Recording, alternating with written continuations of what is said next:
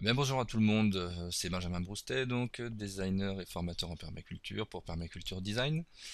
Je vous parle aujourd'hui de la technique du mulch en permaculture. On va regarder ça d'un petit peu plus près.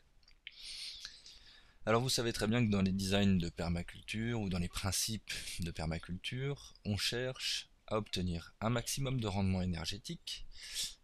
Ici c'est la production de nourriture dont on va parler aujourd'hui, donc des calories, hein, de la qualité, de la quantité, etc. Tout en dépensant le moins d'énergie possible. Hein, un maximum de sortants pour un minimum d'entrants.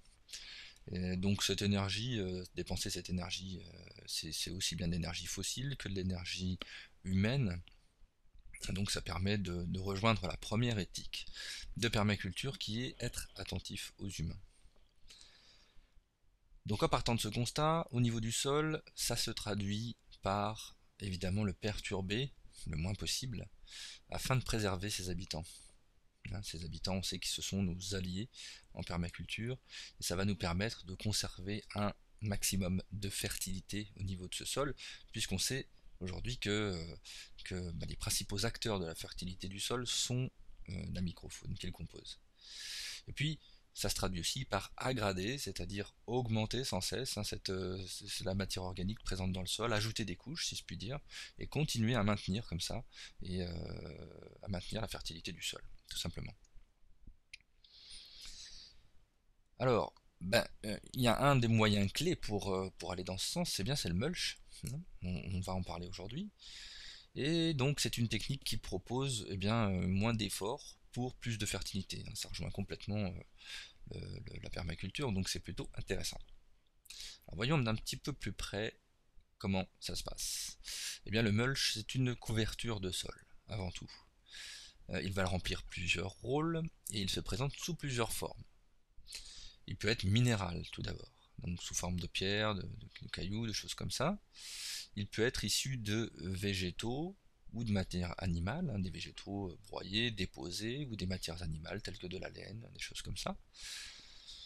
Et il peut aussi être vivant. Un mulch vivant, eh bien, ce sont des plantations telles que des engrais verts ou des plantations couvre-sol qui vont voilà, avoir pour rôle de mulcher, d'apporter des qualités à ce sol. Alors, il y a deux types de mulch. Il y a ceux qui vont fertiliser le sol, hein, deux types de couverture de sol, et les autres qu'on connaît, qui sont les bâches plastiques par exemple, qui sont utilisées dans l'agriculture conventionnelle ou biologique, et les pierres par exemple aussi, qui n'apportent pas de bienfaits au niveau de matière organique, qui n'apportent pas de matière organique au sol. Alors, on peut mulcher avec énormément de matériaux, comme vous le comprenez. Le choix va dépendre des ressources qui sont facilement disponibles avant tout. On va d'abord regarder ce qu'on a autour de soi et on va s'en servir. C'est ça aussi la permaculture, c'est d'aller chercher les ressources au plus près de l'activité que l'on réalise. Évidemment, les objectifs à atteindre vont faire qu'on va peut-être choisir tel ou tel matériau. Le but étant bien sûr d'utiliser uniquement des produits qui n'auront aucune incidence nocive dans votre jardin. Ce qui rejoint la deuxième éthique de permaculture, être attentif à la terre. Hein, on n'utilise pas le mot prendre soin, puisque le mot prendre soin tel qu'on le voit dans nombreux ouvrages de permaculture, traductions de permaculture, place encore l'être humain dans une situation interventionniste. La nature n'a pas spécialement besoin de nous pour prendre soin d'elle, d'accord. Donc on est d'abord attentif, on est d'abord dans une situation d'observation. Voilà, donc on continue avec ce fait que on va utiliser des produits qui n'auront aucune incidence nocive dans notre jardin. On va essayer toutes sortes de produits avant d'aller dans les bâches plastiques, hein, qui seront les produits les plus nocifs, hein, puisqu'ils ont une incidence quand même et un impact écologique. Si vraiment on n'a pas d'autre choix, eh bien on utilisera peut-être des bâches plastiques de récupération ou des choses comme ça. Pour la culture, on va donc en général privilégier tout de même ceux qui aident à fertiliser notre sol, hein. Donc pas de mulch inerte, plutôt des mulch organiques. Euh, voilà. Alors, attention à ne pas confondre la technique de mulch avec des appellations qui décrivent souvent des techniques de mulch particulières. De temps en temps, c'est un petit peu flou tout ça, donc voici quelques exemples. Le paillage, c'est un mulch réalisé uniquement avec de la paille, tel que vous le voyez sur les terrasses qu'on a fait à la goursaline sur votre écran. Un paillis est utilisé par certains pour dire paillage et d'autres pour parler des couvertures de sol en général. Donc ça c'est un petit peu générique comme terme. Et puis le BRF aussi qui est souvent utilisé à tort comme du bois broyé, mais en fait c'est un petit peu plus que ça, c'est une technique de mulch particulière et surtout de restauration des sols où on utilise des rameaux de l'année qui sont broyés à une certaine dimension et donc ça ne se fait pas n'importe comment. Après bon on peut parler du bois broyé tout simplement qui est un mulch. Alors pourquoi on va mulcher? Quels sont les avantages qu'on va tirer et pourquoi on fait ça, hein?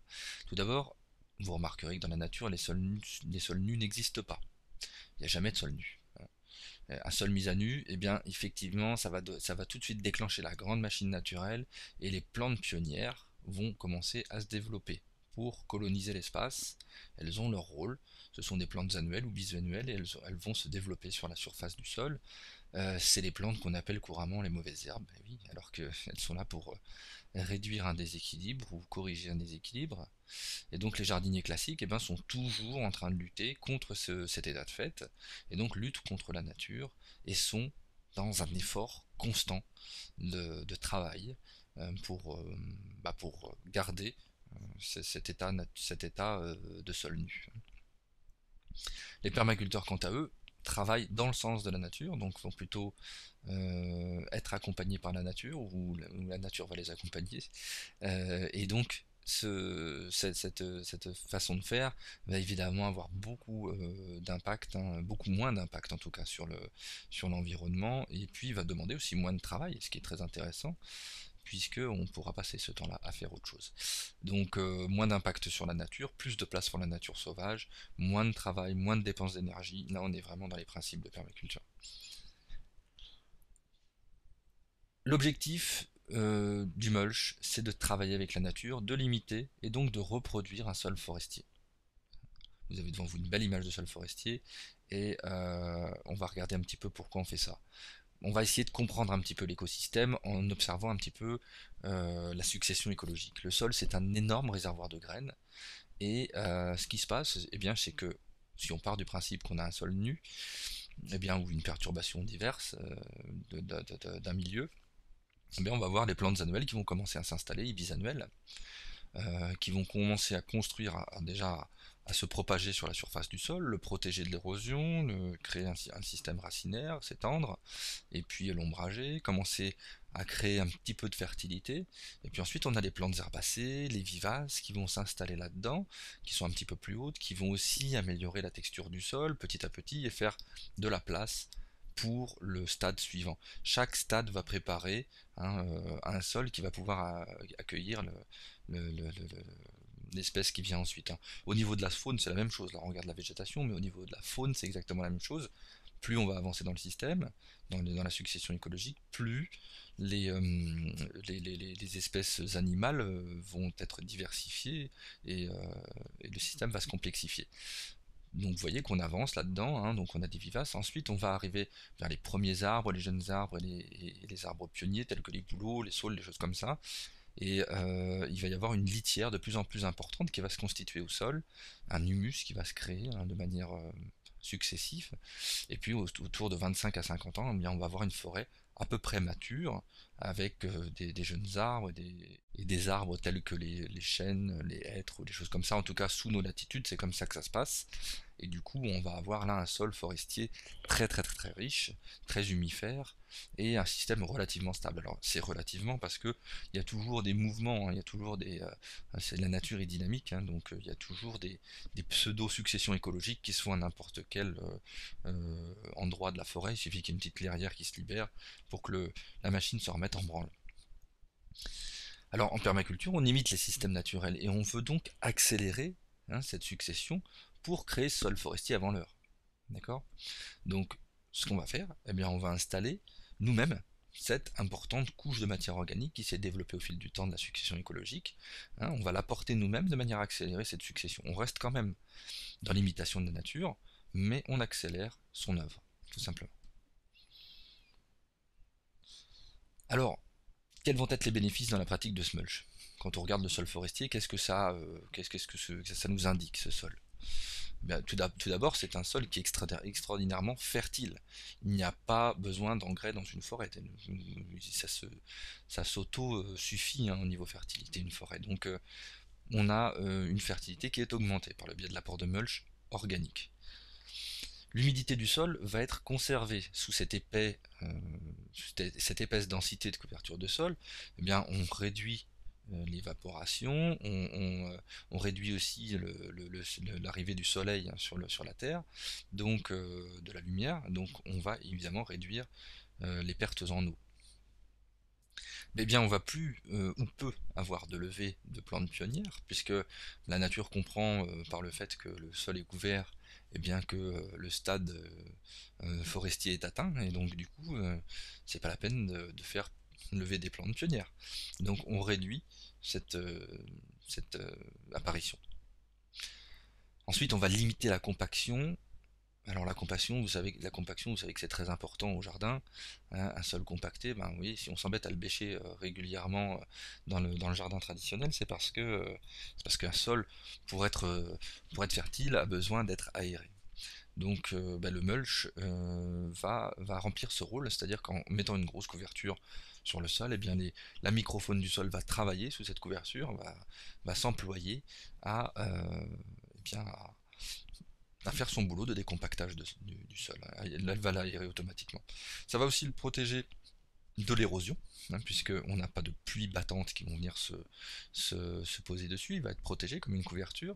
On va pas avoir aussi le vent, il va avoir beaucoup moins d'incidence sur le sol, il ne va pas emmener des particules de sol. Donc c'est très très très intéressant aussi à ce niveau. On va avoir des légumes, alors attention avec propre et sain, hein, à relativiser, mais des légumes propres dans le sens où par exemple si on a une fraise qui est sur un paillis, eh bien elle sera moins sujette à recevoir des parasites ou des champignons, plutôt que si elle est directement au contact de la terre. Et puis ces légumes vont être sains tout simplement parce que on va avoir, en apportant des mulches d'une grande diversité, eh bien, vous savez que les plantes fixent des nutriments du sol, hein, vont fixer du calcium, du magnésium, des choses comme ça, énormément de nutriments, et donc en les rapportant à la surface du sol et en faisant qu'ils réintègrent le sol, eh bien ils vont se retrouver dans nos légumes, et par incidence, eh bien on va être en pleine santé en se nourrissant de cette grande diversité. Alors, au niveau des inconvénients maintenant, parce qu'il y a quelques inconvénients au niveau du mulch, on va favoriser certainement la présence de rongeurs, de limaces, si on ne fait pas attention à certains points.